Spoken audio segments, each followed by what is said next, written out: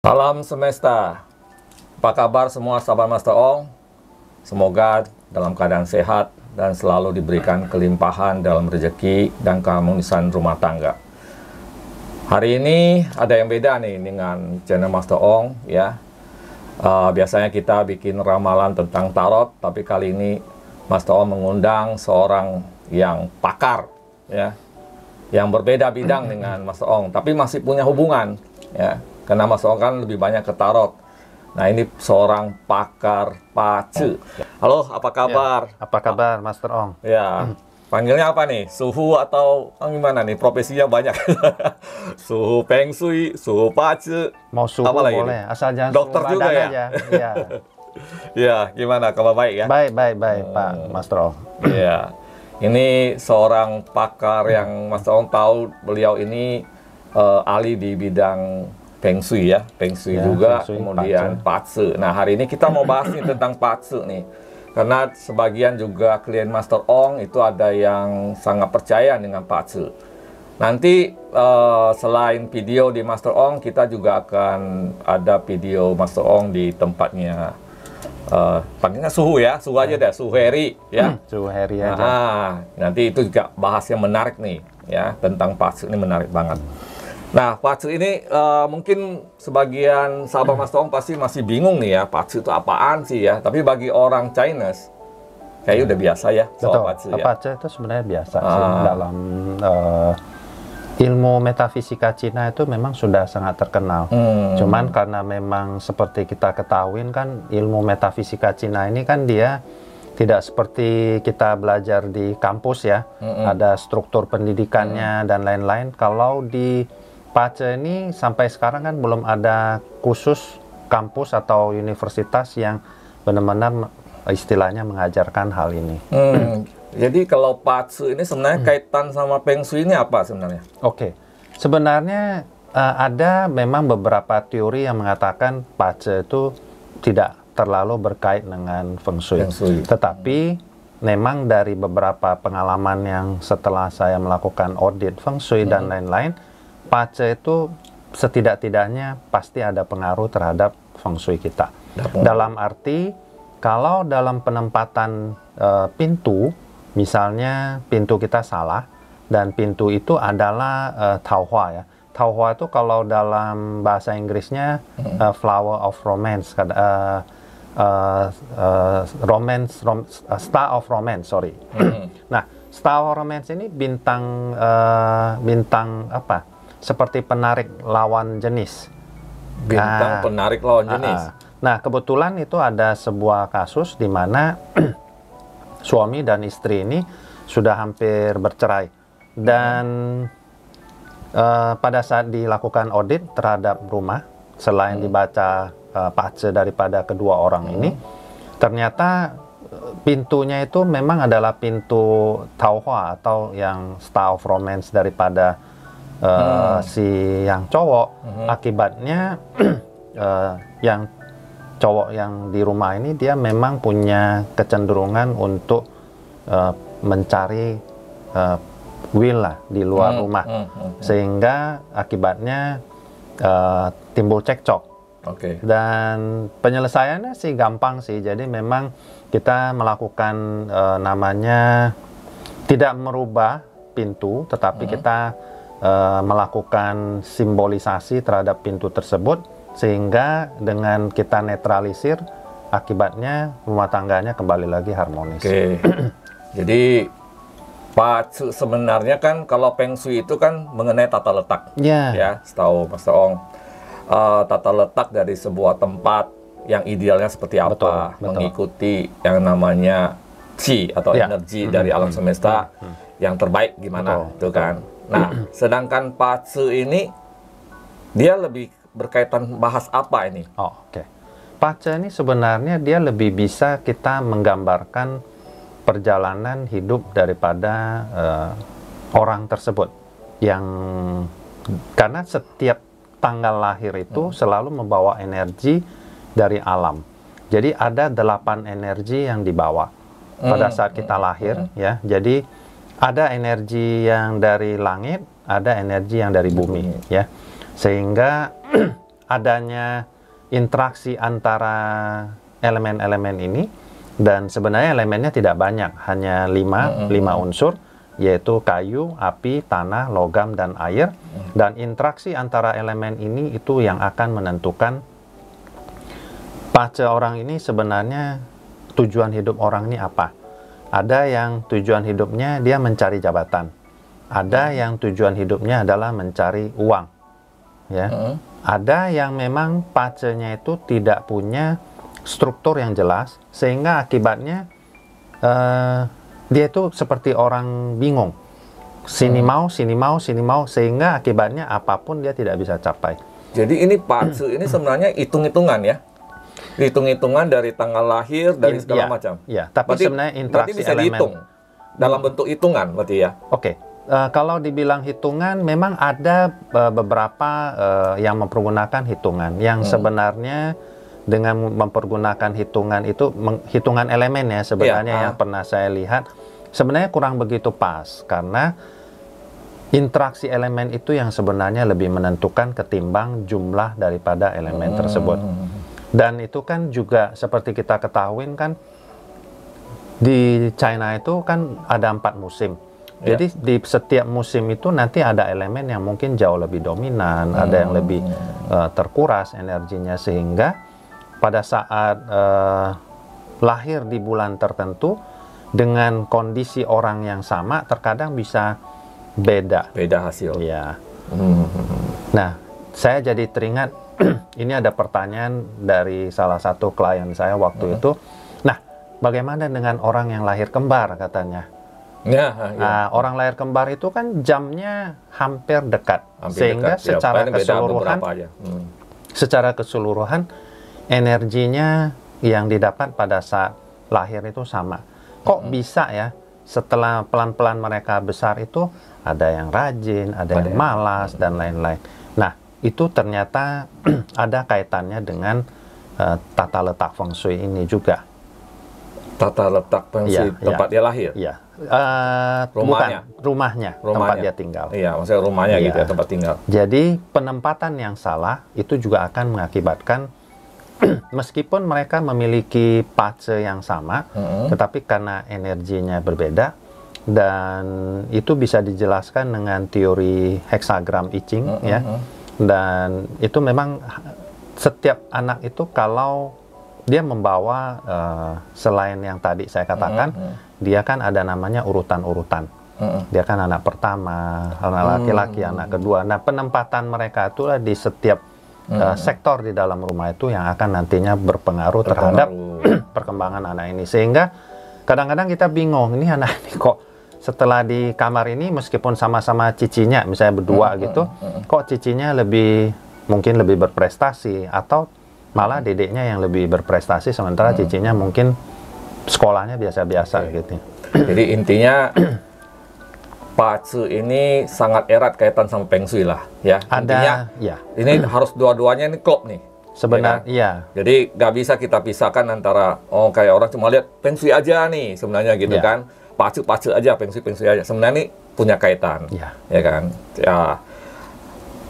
Mas Ong juga pernah dengar katanya itu pace itu bisa hitung seseorang itu punya nasib sampai mati. Benar nggak itu? Oke. Kalau sampai mati memang belum pernah kita lakukan ya. Cuman hanya kita bisa mengamatin pada saat energinya itu sangat kuat banget, sehingga akan mengakibatkan elemen diri daripada orang ini tidak kuat untuk menahan, dan itu mungkin bisa mengakibatkan meninggal. Dan memang ada pace-pace tertentu yang itu tidak bisa melewatin usia 33 tahun. Jadi memang maksudnya nggak bisa lewatin 33 tahun? Iya. Jadi pacenya itu begitu kita lihat, kita tahu ini anak ini tidak bisa umurnya lewat dari 33. Oh, umur anak ini 33. Jadi bisa aja pas 33 atau mungkin 20 atau kita nggak tahu. Tetapi anak ini tidak bisa lewat umurnya begitu, karena mungkin itu bawaan dari langit. Dan itu memang untuk yang demikian itu memang jarang ya kita ketemu, tetapi memang banyak kasus yang kita amatin, ada yang memang rata-rata di bawah 33. Dan itu yang penemu rumus ini juga kita juga nggak tahu, saya lupa namanya, tetapi memang banyak kejadian seperti demikian. Jadi memang kalau dibilang kita diminta untuk prediksi kapan orang meninggal, memang sampai sekarang kita tidak pernah lakukan.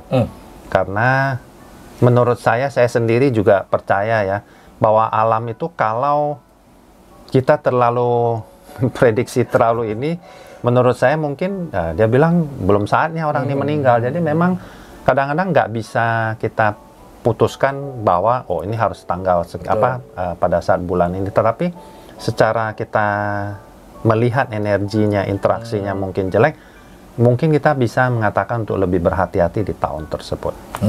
Nah ini, jadi nanti ya di part kedua di tempatnya suhu, nanti itu kita jelasin perbedaannya sama tarot ya. Banyak orang kan suka mempertentangkan nih antara yang tarot, feng shui sama yang pace, itu nanti kita jelasin. Nah tadi menarik nih, katanya kan pace itu melihat energi nih. Nah, energi apa yang dilihat itu sebenarnya? Apakah memang kan nih ya, ada orang kan punya sixth sense nih, punya kemampuan indera keenam, dia bisa melihat energi kehidupan seseorang. Itu kalau zaman dulu bilang, ini orang kayaknya kalau lihat dari auranya, dari energi hidupnya, itu tidak lama lagi misalnya gini. Apa energi seperti itu yang dilihat di pace atau interaksi 5 elemen tadi yang saya sebutkan? Kombinasi interaksi kayu, api, tanah, logam, air. Jadi memang interaksi elemen ini aja yang kita amatin. Itu berupa hitung-hitungan berarti ya? Bukan hitungan sih, tetapi interaksi energi aja. Jadi energi ini kan kita bisa sebutkan seperti ada yang dia bisa elemennya nyata atau elemennya tidak bisa kita pegang atau apa. Jadi memang itu interaksi elemen-elemen seperti begini yang sebenarnya ini qi sebenarnya kalau boleh saya sebutkan. Qi ini yang sebenarnya kalaupun mau kita terjemahkan, sebenarnya dibilang energi, ya menurut saya masih banyak para pakar yang mempertentangkannya, karena qi itu nggak bisa diterjemahkan sebagai energi. Jadi qi itu harus dianggap sebagai qi. Qi itu ibaratnya ya sesuatu yang mungkin kasat mata, tetapi memang ada. Betul. Nah itu interaksi elemen inilah yang ini, yang kadang-kadang misalnya antara dua elemen cabang bumi yang ada di dalam pace itu mungkin dia bisa menarik satu elemen datang yang mungkin tidak terlihat. Nah interaksi elemen itu nanti juga bisa mempengaruhi terhadap pace orang itu. Jadi memang dalam membaca pace itu memang banyak hal-hal yang harus kita amatin sih.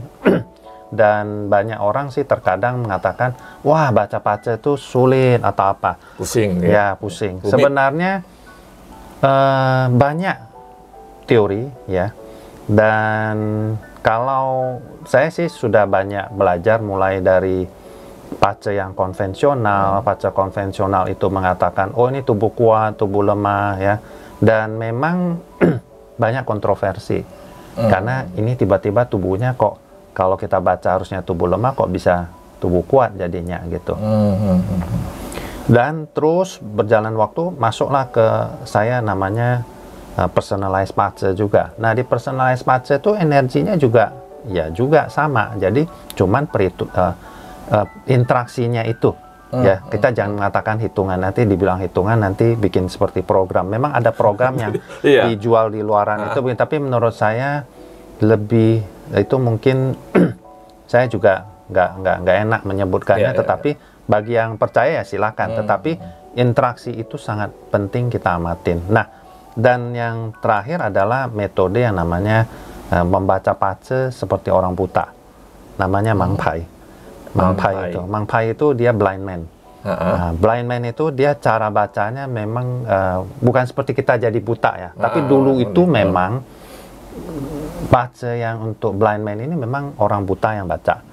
Jadi mereka itu pada saat diberikan tanggal lahir sama klien, mereka tuh di dalam kepala mereka tuh langsung ada gambarannya, energinya apa yang ada, dan mereka kemudian melakukan interaksi dan mereka bisa sangat memprediksi dengan tepat. Saya lupa nama masternya salah satu, tetapi menurut saya sih master ini luar biasa, bisa, wah, meskipun dia buta, tetapi dia bisa melihat bahwa, oh nanti kamu di usia sekian, nanti kamu akan bercerai dengan suami Anda, dan banyak hal lain yang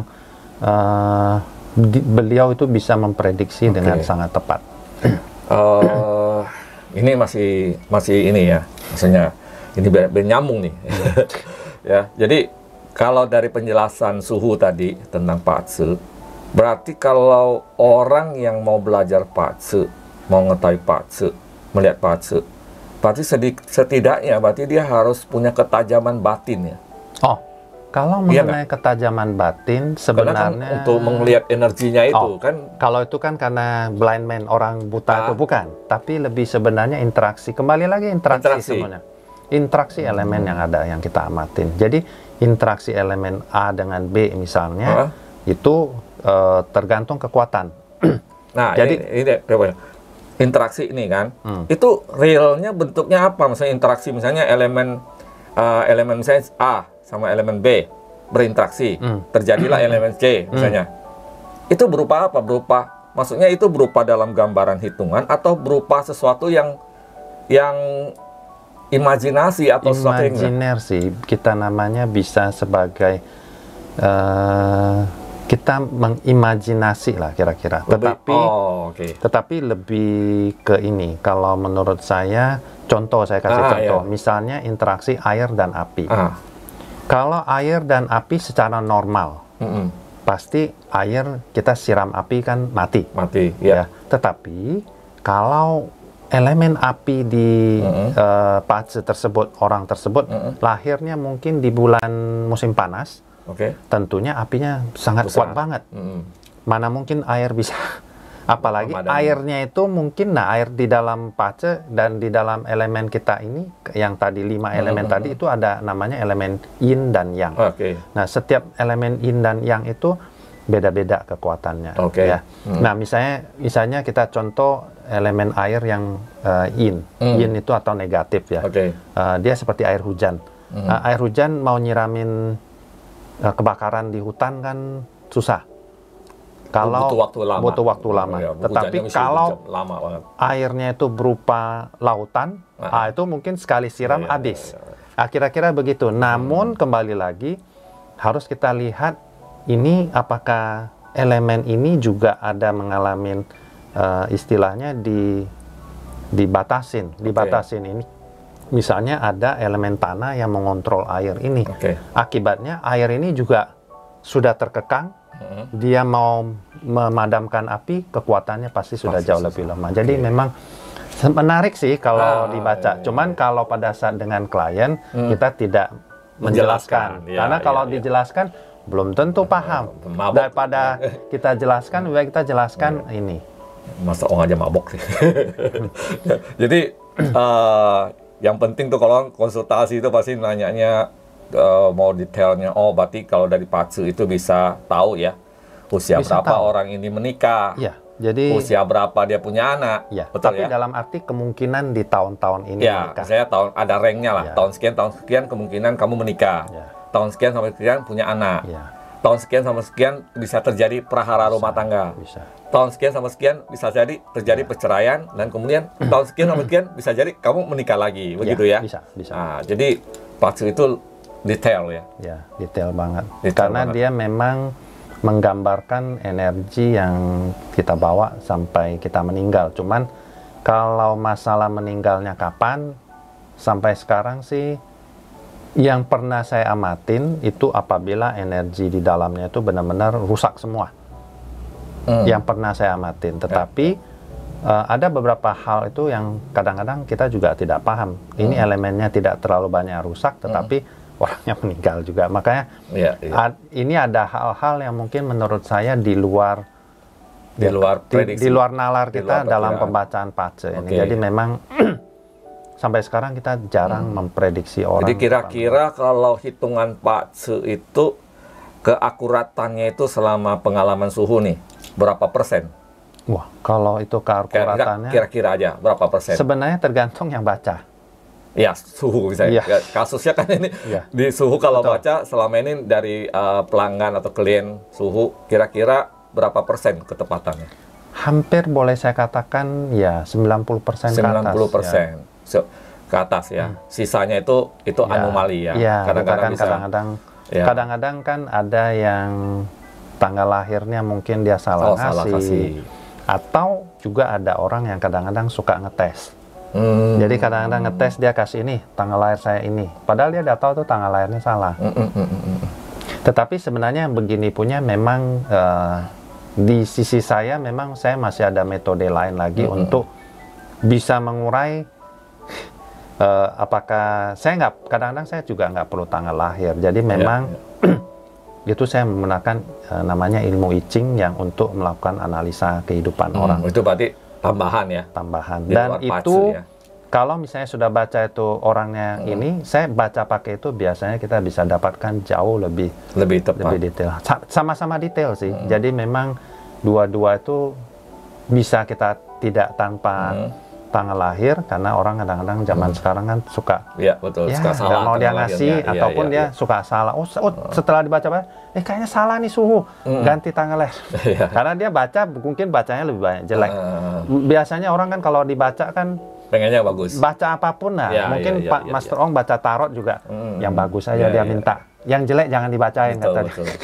Nah ini memang apa istilahnya menarik ya. Jadi bagaimanapun semua itu kan walaupun 90% masih ada 10% yang saya anggap 10% itu yang di luar gitu ya. Nah, ini ada satu pertanyaan yang menggelitik nih kan.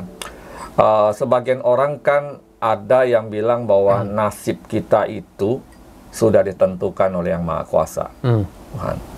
Nah, kalau misalnya dari perhitungan Pak Tzu, itu kan kira-kira gambaran semua hidup manusia itu kelihatan. Betul nggak sih?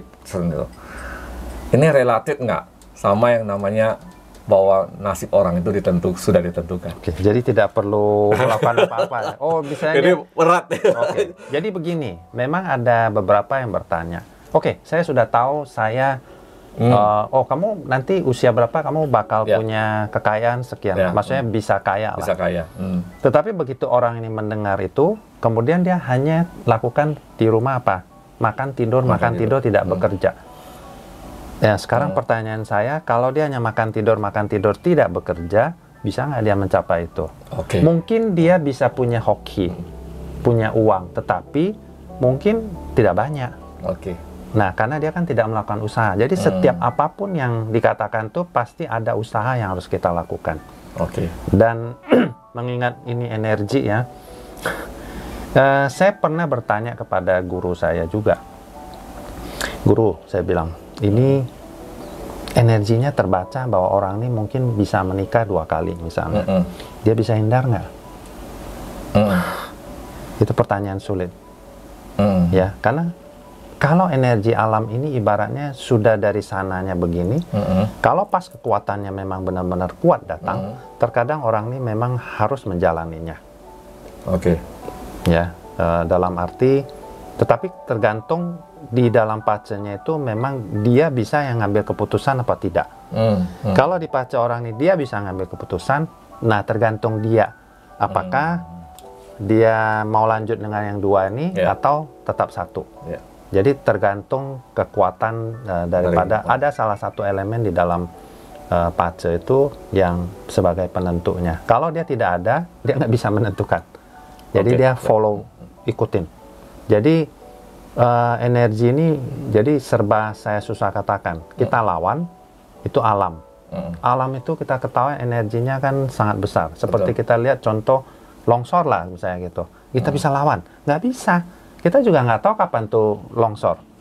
Ya, tiba-tiba dia sudah tanahnya sudah turun. Jadi memang bisa jadi udah diprediksi, tapi bisa juga nggak terjadi. Bisa kita prediksi, misalnya kita lihat jalan ini aman gitu. Ternyata tiba-tiba ada pohon jatuh misalnya. Kita juga nggak bisa tahu karena kita anggap ini jalan itu yang paling aman. Itu 10% tadi. Iya, karena memang kan pasti alam ada seperti begitu.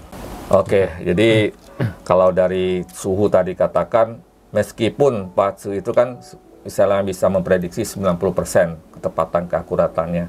Sama juga seperti orang nasibnya, ya kan, orang bilang nasibnya memang kamu tuh pasti nanti jadi orang kaya. Tapi ada faktor X yang harus dipenuhi nih. Ya. Syarat dan ketentuan berlaku, guys. Betul, ya, betul. jadi jangan dibilang, wah kamu tak jadi orang kaya, tapi tiap hari kerjaannya malas-malasan, makan tidur. Gak bakalan jadi orang kaya walaupun udah ditentukan gitu ya. Jadi semua itu kembali kepada person orang itu sendiri, bagaimana dia action, tindakannya terhadap sesuatu yang tempat kelahiran juga berpengaruh, Pak tempat Master. kelahiran juga. Karena saya kasih contoh, banyak orang di dunia ini mungkin yang punya tanggal lahir sama dengan Bill Gates. Oke. Tetapi Nasibnya kok hanya beda. Bill Gates aja yang kaya? Iya. Karena tempat lahirnya beda, dan pada saat itu situasinya dia juga yang dihadapin berbeda, di mana pada saat itu beliau kan di kampus menciptakan ini. Ya, Dan mungkin ada orang lain yang terlahir, tetapi mungkin di keluarga yang lebih sederhana, yang mungkin tidak bisa ini, tetapi mereka tetap bisa menunjukkan sesuatu hasil, tetapi hasilnya mungkin tidak sehebat dengan Bill Gates. Ya. Karena tempat lahir itu sangat menentukan. Terus ada satu lagi nih yang menarik ya. Kemarin saya Mas Om baru baca nih satu artikel. Penemu YouTube ya. Nah, sekarang kan di YouTube channel ya. Ada yang menemukan, yang bikin pertama kali. Waktu dia punya ide tentang YouTube, dia mengundang kurang lebih 4 orang temannya untuk join di dalam idenya dia. Apa yang terjadi? Cuma 2 orang yang datang. Betul. Dan 2 orang ini sekarang bersama dia jadi orang yang kaya banget. Yang 2 lagi nggak punya nasib untuk itu kan. Jadi ini satu anomali gitu, satu hal kayak gitu. Bisa saja sesuatu itu memang mungkin yang 2 orang itu nggak tahu kenapa dia nggak jadi datang. Bisa jadi bilang mungkin idenya nggak mungkin gitu. Bisa jadi begitu ya. Bisa jadi yang 2 orang itu juga orangnya pesimis. Enggak lah, nggak mungkin bisa jalan. Saya mendingan nonton di rumah daripada pergi. Bisa jadi begitu. Kenapa mereka bisa bereaksi seperti itu? Ya itu tadi, mungkin memang catatan mereka memang tidak akan menjadi orang yang kaya, kan bisa jadi kan? Hitungannya atau faktor kan? alam yang menghalangin mereka datang. Jadi energinya itu menghalangin mereka untuk datang, sehingga ya mereka tidak menjadi bagian orang yang akhirnya menjadi kaya gitu dari hal tersebut. Jadi tidak mudah. Apa nih? Ada satu pertanyaan lagi nih. Lupa jadi ya, jadi intinya sih sebenarnya apapun ya, mau itu prediksi dari Patse, hitungan dari Patse, mau itu pun istilahnya orang ngelihat nasib ya. Jadi sebenarnya kan ini semua ilmu metafisika. Betul. Ya. Ilmu metafisika itu sesuatu yang sebenarnya dibilang orang mungkin anggap ini tahayul gitu ya. Betul. Sebagian orang tuh suka bilang kayak gitu. Allah, masih hari gini masih percaya Feng Shui, kamu tahayul banget kamu gitu kan, istilahnya gitu kan. Kalau menurut Master Om, justru orang yang nggak percaya Feng Shui itu orang nggak punya logika. Jadi kalau orang bilang orang percaya Feng Shui itu nggak logika, justru orang yang nggak percaya Feng Shui itu nggak logika. Mungkin saya boleh nambahkan, karena masalahnya sekarang ini banyak ilmu Feng Shui itu, ya seperti sudah saya jelaskan, dia kan tidak ada universitas, kampus. Mereka kadang-kadang mencampur adukkan dengan agama, klinik, dan lain-lain sebagainya, dengan mungkin dengan menggunakan patung A, B, dan C, dan lain sebagainya. Akibatnya orang beranggapan ini sebenarnya bukan ilmu pengetahuan. Padahal ya sebenarnya ya, mungkin sobat-sobat Master Ong di sini perlu kita ketahui, sebenarnya itu semuanya adalah ilmu alam. Betul. Kalau kita paham bahwa Feng Shui itu adalah ilmu alam, sebenarnya kita nanti paham ternyata kenapa orang yang tinggal begini dia bisa lebih maju. Betul. Ya, kenapa orang yang mungkin dia tinggalnya di daerah yang bentuknya begini dia jadi kurang bagus. Karena itu adalah ilmu daripada alam semua. Ibarat misalnya kita tinggal di daerah tepian sungai atau apa, kan kalau airnya kuat atau gimana, itu kan akan sangat berpengaruh terhadap tempat tinggal tersebut. Dia kan akan mengikis tanahnya, kesehatan kita, dan lain-lain. Ya kan? Cara pandang kita juga tentang alam juga beda. Orang yang lahir di pinggir, misalnya dia tinggal di pinggir sungai, cara dia melihat alam, cara dia melihat hidup, cara dia berinteraksi dalam hidup, itu berbeda sama orang yang lahir di, misalnya di tengah kota gitu. cara ini beda. Nah, itu udah tentu nasibnya juga berbeda. Nah, ada satu hal sebenarnya di Nusantara ini ada juga yang namanya weton, ya kan? Pernah dengar ya mungkin Suhu ya. Nah, weton itu juga hampir kalau misalnya kita mempelajari itu hampir mirip-mirip seperti kita pace, peng shui segala macam. Hari. Ya, itu ada elemen-elemennya juga. Itu kalau detail banget itu juga dalam banget dan itu sangat istilahnya perlu ketelitian juga.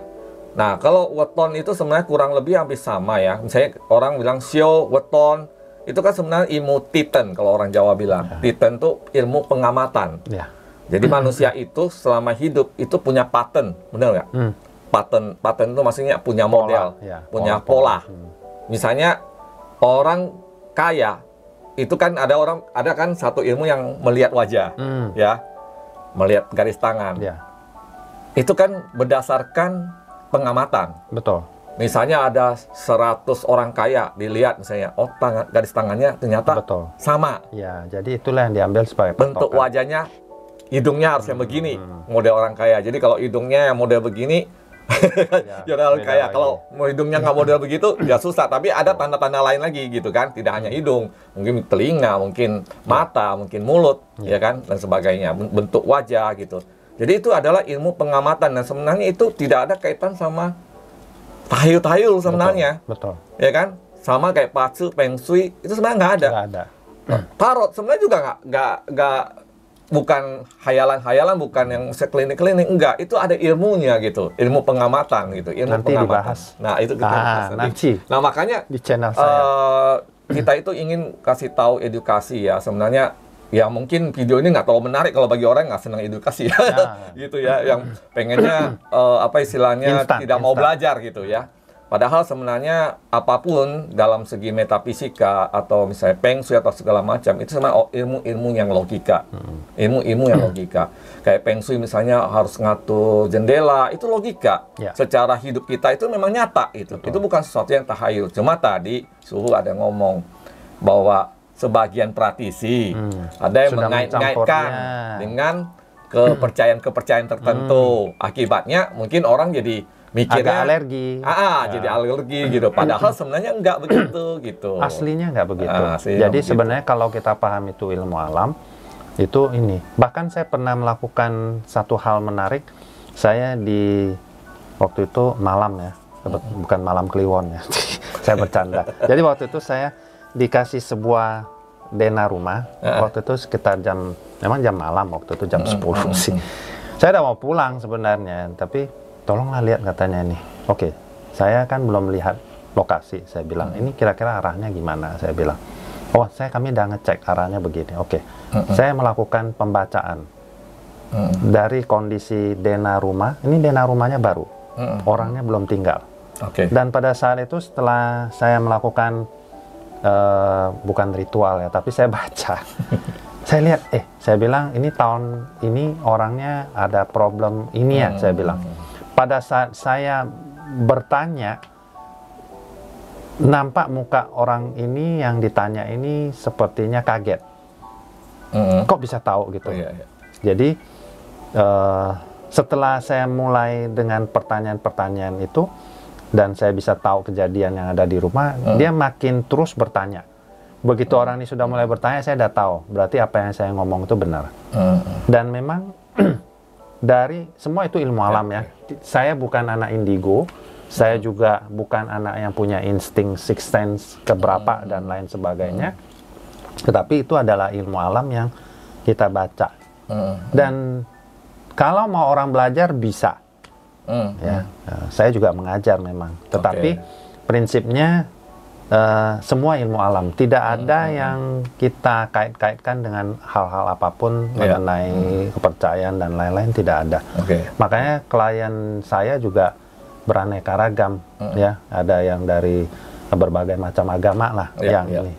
Karena memang tidak ada kaitan sebenarnya sama agama apapun. Karena kadang-kadang ada orang yang belum apa-apa sudah takut. Ini nanti bertentangan nggak nih sama agama saya, nanti saya jadi murtad atau jadi apa gitu. Banyak orang yang begini. Padahal nggak begitu ya.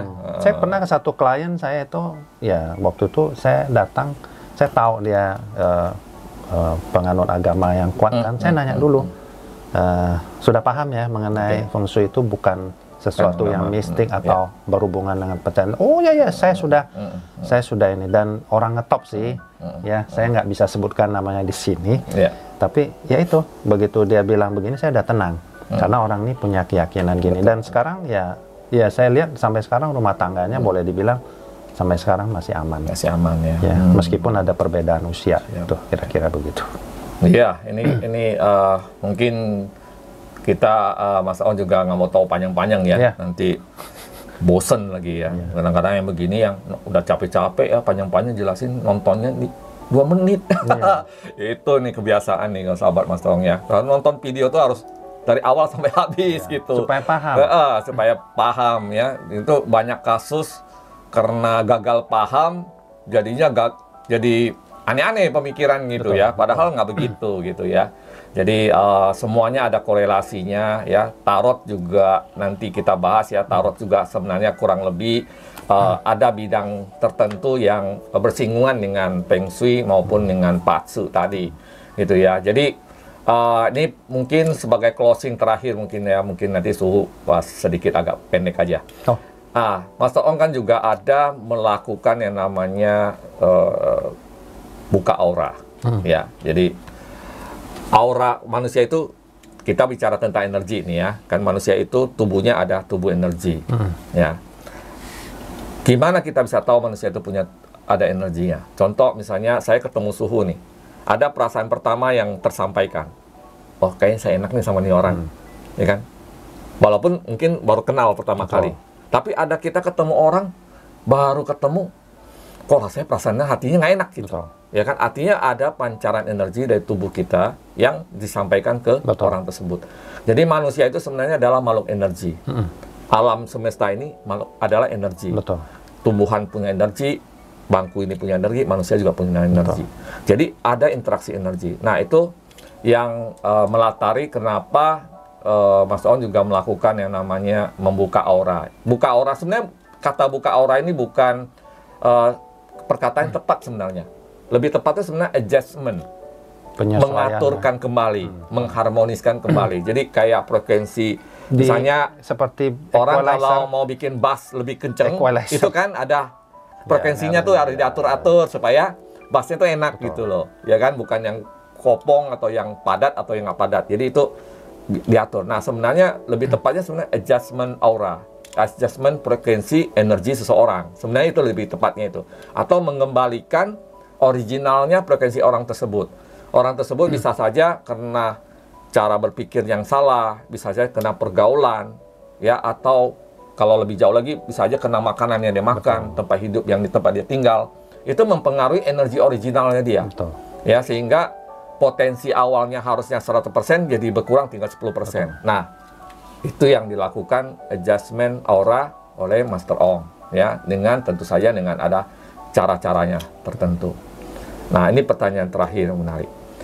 Kira-kira di mana bagian segmen dari Pak Cu tadi yang berkaitan dengan adjustment aura yang maksudnya buka aura tadi itu?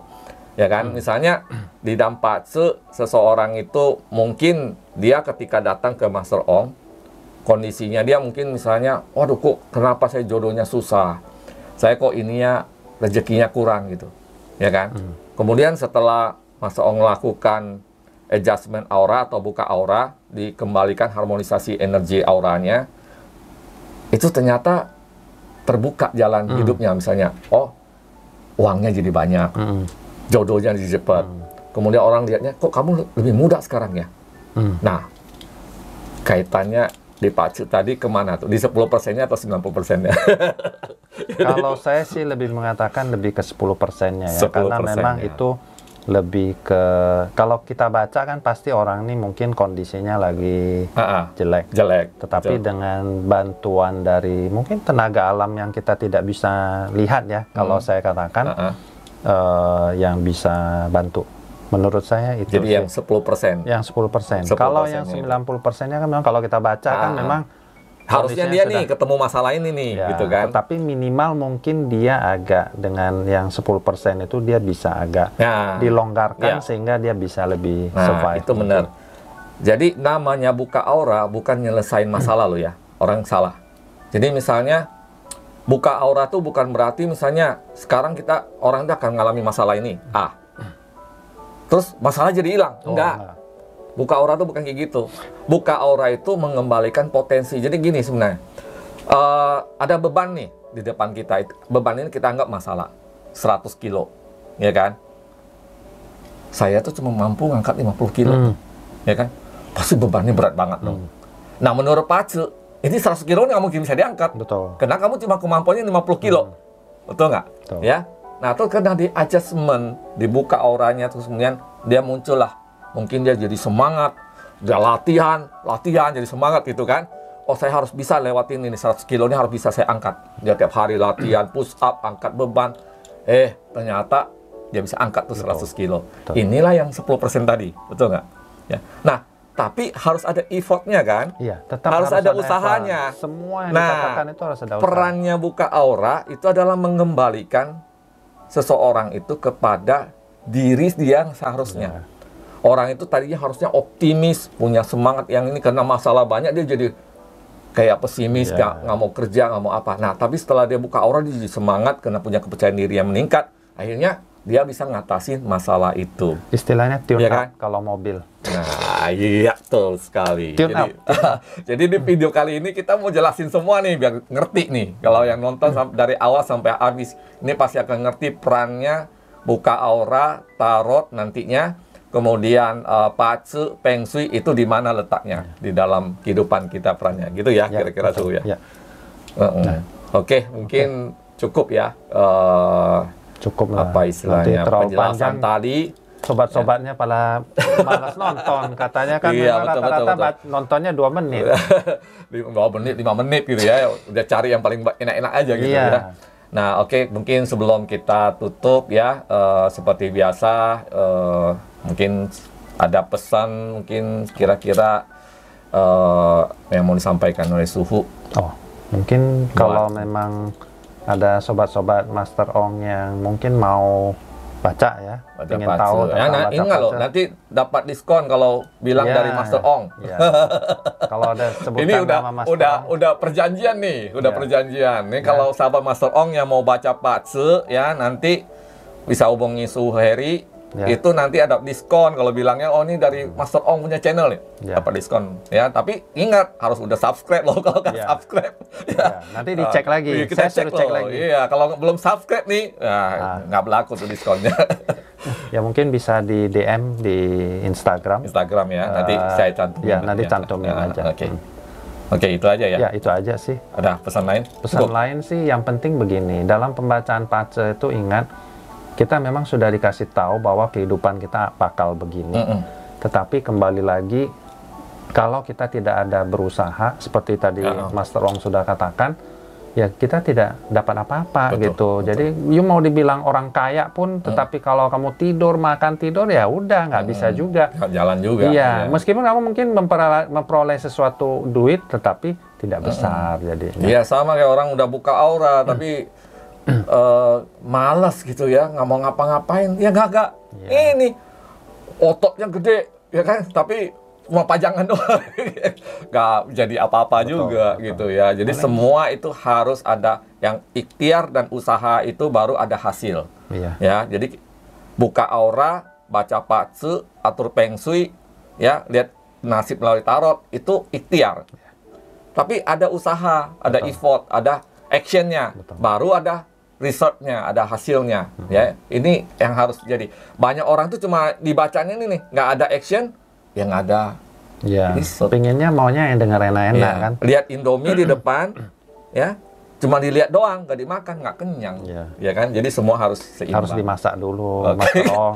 Harus dimasak. Kalau nggak dimasak juga orang nggak bisa makan. Dikasih satu kotak Indomie juga. Jadi semua harus dikira ada jualan proses. kita, Pak. Iya sih. Ini nggak ada endorse Indomie loh ya.